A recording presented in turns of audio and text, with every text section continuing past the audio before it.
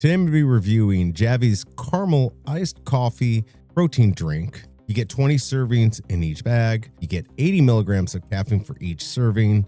It's 70 calories for 10 grams of protein. Love that. No artificial flavors or sweeteners, no sugar. I tried this and I was very excited. I personally did not like the flavor. Now, I didn't add creamer. I didn't add anything else to it. A lot of times protein shakes don't taste that good anyways. This, to me, I did not like it. I also had my son try it. He said it was okay. So depending on, and I love coffee, so I was a little disappointed in that. They do have a bunch of different flavors, so I'm gonna try some other ones and see how that is. I do love the fact it's 10 grams of protein for 70 calories. It was very simple to make. I just did one scoop this time. I stirred it in with some cold water. It seemed to dissolve actually very easily. I didn't even use a shaker. That's normally an issue I have with protein, so that was actually really nice. It just overall, I just did not like the flavor, the caramel iced coffee flavor, which is unfortunate because I was super excited. The really good news is most people do like it. It's an Amazon choice. Last month, November 2025,